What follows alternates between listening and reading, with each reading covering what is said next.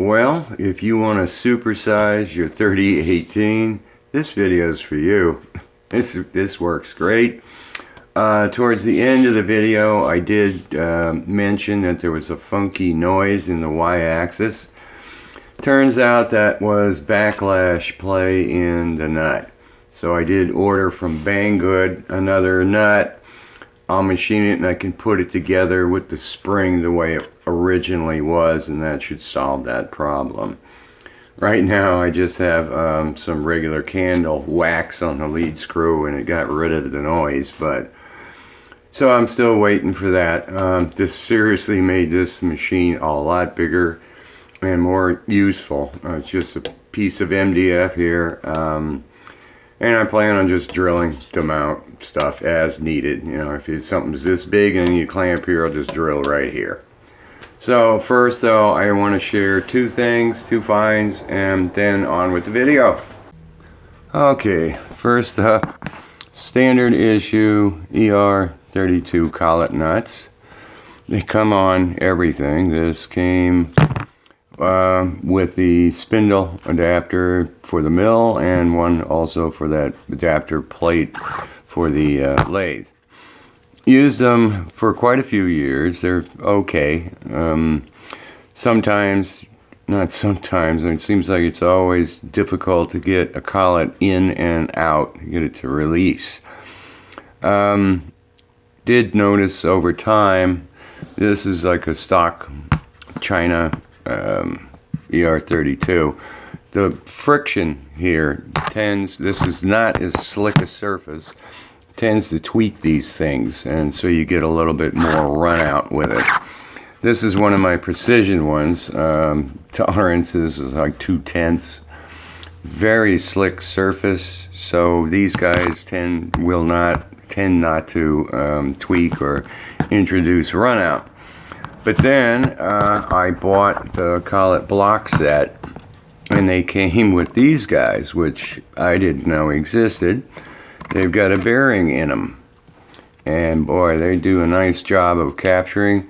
Since I didn't use the blocks that much, I took these two, and I've used these on the lathe and the mill, left it on them for a long time.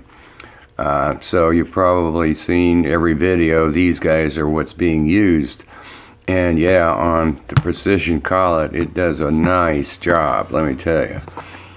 So these are hard to find, and when you do, they're darn expensive, because I was looking for more of them. If they were fairly inexpensive, I would have gotten them. So yeah, they're nice. But then a couple of days ago I stumbled across this on eBay. $21 from Rocky Mountain CNC Solutions. I'll put a link to them in the description. And yeah, I think these are meant for $80,000 CNC machines, because boy, the bearing is way smoother than those. Really easy to get a collet in and out of it. They just go right in and they come right out. And with these guys, I used to like kind of fight trying to get it to start threading. Not with this. So I don't know what it is about the threads. I mean, they look kind of the same. These are even rough threads. I can see they're not as shiny, rougher. These are like gorgeous threads in here. So, and also, where'd it go? Oh, this guy, yeah. This guy, you know, they've got bearings in there, and so they drill a hole to get the bearings in, and then they just permanently plug it. This guy has a set screw in it, so you can remove it, take the bearings out, clean this thing if necessary, and put them all back in there. But this is definitely a slick. So I bought two of them.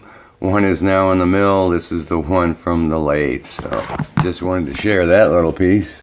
Okay, next up. I don't know about you guys, but these things are impossible to find. I did find some time back from China and bought two of them, and they don't fit any indicators, so I don't know what they're making them for or what they're supposed to fit, because I even have a indicator from China that I bought metric just for fun, and it doesn't even fit that one. So since they're that hard to find, anything you buy, a used surface gauge or whatever, it doesn't come with a holder. So I had made my own. I've got a D-bit grinder, so I made my own little 60-degree dovetail here, 4-point, and I started making them out of aluminum, because even though this is hardened, I didn't want to try it on steel because I figured it's gonna ruin it. I don't know. So I made a whole bunch of them out of aluminum, and that's what I've been using for a long time. The other day, I can't believe it, they have all kinds of sizes, around $14. This is a 4mm, and yes, they are sharp. You get near it and it digs right into you fast. Solid carbide. I'll put a link to them in the description. They have 4, and because this thing went so nice, I bought the 5 also before they just disappear, and started making them out of 1144, and it does a beautiful job. The surface finish in there is gorgeous in the dovetail section. So today I just bang out 4 of these guys, and I'm using brass because the steel starts leaving marks all over your indicators, and I kind of don't like that. So I made all of them are 5mm 0.8, right? Yep, 5mm 0.8 thread. So everything matches and interchangeable because there's different size stems for different indicators, or no, for different holders. So yeah, thrilled with that, and it didn't take long. Oh, and that's 15 degrees if anybody's interested. It works out really nice. And I think that's 430 thousandths diameter. So I wanted to share that one too. Again, eBay, these are gorgeous. They come straight from China, so it takes 2-3 weeks to get it, but it's well worth the wait. Tell you, it's projects like this where the little kid comes out. And yeah, I move that a little bit.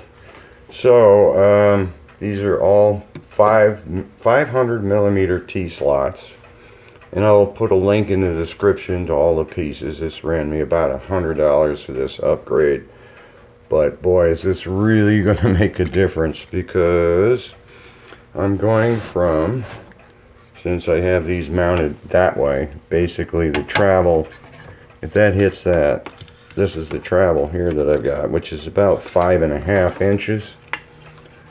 And yeah, you can see the original size. That's under 3 inches. So if I got rid of 3 inches here, I'm going to be going from 5.5 inches to 17 inches worth of travel. Gee. So that's serious difference. In the width on it, my material could only be 14 inches, and I'm now at 19.5, almost 20 inches really. So serious upgrade, and I'll probably just use a piece of MDF for the table and try to figure out how I'm going to do mounting of work. Do have to, the lengths are going to be fine, 500mm rods here, which you can see. I do, and the front back is going to work fine to the motor. So this will be poking out more than before, right? Yeah, it will. Because I had this on there. It sinks all the way to the motor. Yeah, it's going to be poking out 1/2 inch, something, 3/4 inch.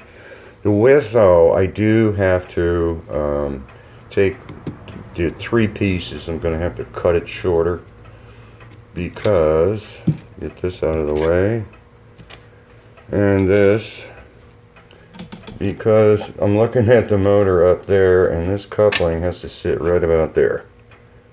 So, yeah, probably flush almost. So, ruler, you're going to have to take off, because this side it clamps, so it's got to poke out some. So I got to take off what? Probably 1 1.3 inches off of these guys. So I'll have to take 3 of them over there, cut it in the bandsaw, and then put it in the mill and clean up the ends of it. The catch was, and I wish everybody would get their act together, this is supposedly a double start, and you can see it. It's 2 threads, 2 starts, 2mm pitch, but they don't tell you the travel. This actually is 4mm per revolution, per turn. This guy was advertised as the same thing from Banggood, but this is 8mm per turn, so it doesn't fit the existent nut to get backlash. But if I put this on here, the nut that came with it, there really isn't any backlash. So I'm just going to run without it and see what happens. Otherwise I'll have to order, because you can't even find these nuts. You know, everybody on Amazon and Banggood should say it's a single start, double start, how many millimeters per revolution, and what the pitch is. That's it. And they don't. So it's a guessing game. You might get the right thing, you might not. So I've already 3D or pre-catted another nut, or this plastic piece here, because I don't want to destroy the original in case something goes wrong and I got to put it back together the way it was. And you saw it does fit in here nicely, so it is 8mm. Boom, boom. So yeah, I'm going to 3D print another one of those pieces and just try to run this thing without backlash. I mean, it's not doing precision work, so who cares? And there really isn't, I can't feel that much, any backlash really in this thing. Where is this guy? Oh, I wanted to see, that's what I wanted to do, get that other piece out, because I wanted to see just how much this is going to bend. Because they do have backup, you know, like I said, I could put a steel plate across the whole back, and that's like, that will end any bending. Everything's in the way. This bending. Yeah, it does bend. Yeah, it bends pretty far. But this is only doing wood, and so let's see. The weakness was the 2 rods here bending easily over the T-slots. So if it's still not good, then I'll just put some steel plate behind it, and that ends all of that. These, I'm sure, bend like crazy, but the force isn't vertical. It's, how much does that bend? About this, no, it's a little bit more than the T-slot it's bending. But the force isn't vertical. It's forward and back and left and right. So, okay, what do I need to do then? I guess I need to take this apart and go and figure out for sure how much I need to cut off 3 pieces.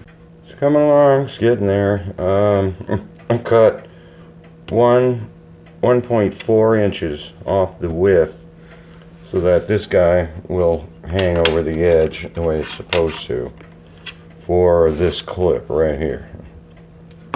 So, it should fit in there too, huh? Never tried it. Yep, it goes right in nicely. So if that clip is on there, I'm in perfect alignment.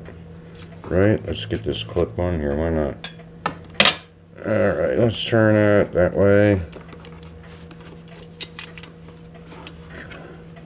So it's supposed to, yep, right on it. Perfect. Okay, so I got that correct, and I had put all 3 of them in the mill at the same time, so I know they're all the same length, and I've just got the Z-axis 2 ones in the mill too. But I was thinking that that 3rd piece was a limiting factor, but no, these standoffs, these clear this whole thing. So basically I'm going to have, where is the tape measure? There it is. I'm going to have almost 14 inches worth of Y travel. And X, I'll have, well, how does the head work? Oh yeah, it's that big thing too. So X, well, X is going to be able to bang from side to side 18 inches as compared to what it used to be. Oh well. The other pieces are over there. I know I gotta find a shorter one because it was shorter than it was long, which is this guy. This was the width. So I'm adding, wow, x-axis. I'm adding good 5 inches to that. Woof.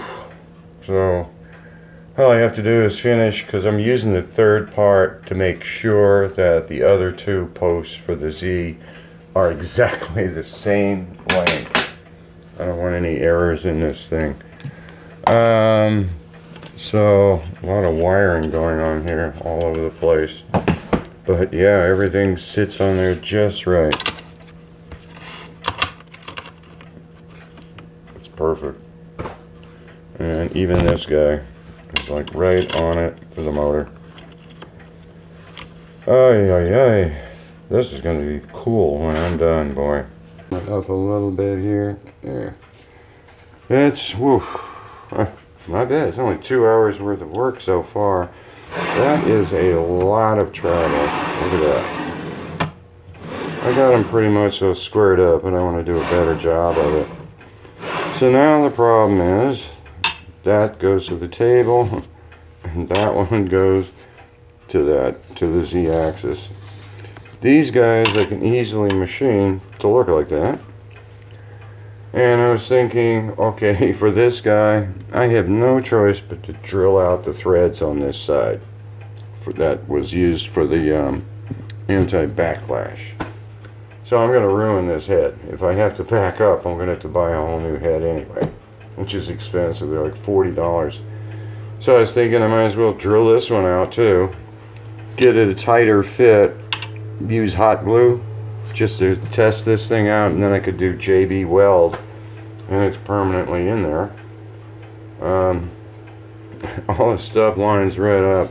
Look at this movement too. This is nice. Boom. I did make this plate so close to this rod that these guys, if they're poking out at all, they hit. I remember when I first tested this, it was too far out, and so it couldn't hit the limit switch. And it's just now, once the scrape on it, yeah, it's scraping somebody. So I'm thinking about putting these guys in the mill and just shave a little bit off of them. But it's kind of a pain to get it to sit correctly. Right, let's see if I can get it flatter. Oh yeah, there it went flat. This one's flat? Yeah. So now it'll go without hitting. Yeah, it's the limit switch. I don't even hear it clicking.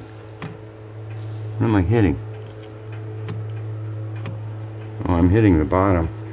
It worked before, so I may have to move the limit switch out a little bit more, tilt it or something. So, wow, that is going to be a big piece. Because I'm going to have what? When this thing comes out, that is crazy. It actually pokes out here more from the center of the table. From the edge, it's poking out like an inch. So I'm going to have about 14 inches of travel in the y-axis, and the x, oh gee, I'll put it all the way down there. X will have some, it's going to hit where? Right in there. About 15, a little over 15 inches. So that's going to do some pretty serious work. Oh yeah, I don't have any of this solid yet, so I don't know enough yet about is it going to bend or what. And I do have side sheets here, extra thin aluminum that I can cut and get in here if I want it really solid, but be interesting to see how it works. And since like I said too, it's just going to be doing wood. I'm not going to do metal on this. I'll probably try it, but this is a big machine now. I hope it fits over there where I had the original one. And yeah, a lot of spare parts, man, the whole frame. I could raise this up too. Where's one of the other ones? I could just put these in here and so I can raise and lower it at will. I don't even have to cut it. It's a question because it's right now it's at the top, and if it comes down, I mean that's like into the table big time. I don't have much height, so it can drop down basically 1.5 inches. So if I came down 1.5 inches, I mean the collet's like right here on the table. So I may really just raise this up another inch, because the tool, when it hangs down, I should get a tool out and see, make it so that it just clears 1.5 inches, huh? Yeah, that's, so if I took it up 1/2 inch, that's 1.5 inches right there. So if I took it up 1/2 inch, that's too much. I guess I'm just going to leave it alone for now. Executive decision. Okay. Tired of standing. Gotta sit down. This is getting pretty interesting now. For the y-axis, I just put the lead screw in here, tapped it, and the thing came right out. So this is the back part of it, or whatever, that I had to drill out on that one. Wish I would have thought of it on that one. Turns out this piece is just a few thousandths bigger. Turned it down, put it in the arbor, done. So this guy's ready to go. So I got that on there, and I'll be done with that. This guy, I did machine it down. I don't know. I don't think you can see it in there, but I machined it down to get a nice tight fit. Turns out the plastic is like crooked. So I took a small file in there, a jeweler's file, kind of cleaned it up. The problem is it's pushing the lead screw against the back piece that I drilled out. I drilled it out really tight, so there's like 5 thousandths clearance. It's pushing it against that, so it's binding. But I did take it over, plug it in, and run it. And with heavy bind, it's a lot looser right now. Heavy bind, it was able to run it with no problem. So I've got all this together, squared up. Just need to do this axis, and then probably just hot glue that to stay there. Because it ran for quite a while, and then it popped out. Because I had put a set screw in this little square opening, and it pushed the sides in, but it didn't stay there very long. The interesting thing I realized is that the spindle should be in the center. I need to move this whole thing forward. If I keep it like this, I can't even get to the very end. So if you have a regular 3018, you may want to move it forward. There's over 1 inch more material or work area that you can cover. I'm pretty sure, I didn't look at my other machine, but with it this way right now, I'd have to have, a huge workplace, redo all the wiring so it can go all the way back. If I put this dead center, move the whole thing forward so the spindle's on the center, now I can work that area and I can work that area. So it's a lot better, and it will still home, because if it's in, let's see, if it's in the center when it homes, it's going to be at the corner, just like it was before. So I got to slide this whole thing forward more to work this. That would be a lot nicer, let me tell you. Because yeah, if that's about center right there. I mean, that's a lot of space that I'd be working. Huge table area.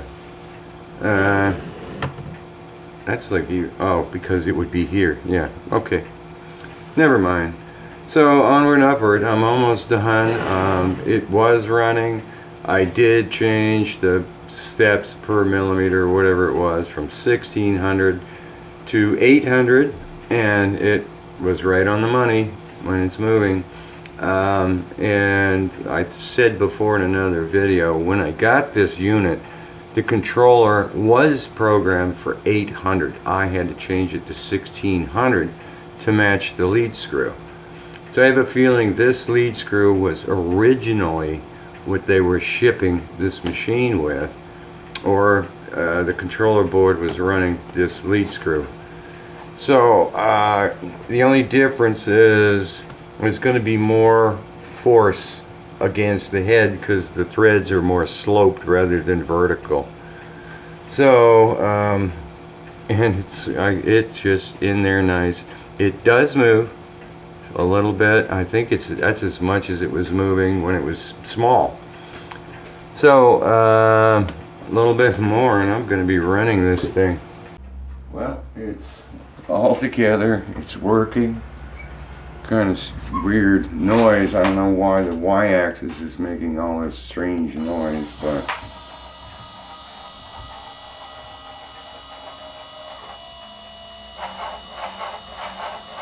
eventually you'll figure it out. And I did do all of calibration and redoing things, so looks like I can do a 14-inch square pretty much. You know, just weird noise for some reason. So I need to do a little bit more on the x-axis because I know that nut is just pushing the lead screw and it's tight. So I can feel the motor just jerking around. But the y-axis is just strange. It's like hard step jumps or something. So this will be fun. What is it now? A 3018L for large. Well, I hope you guys enjoyed.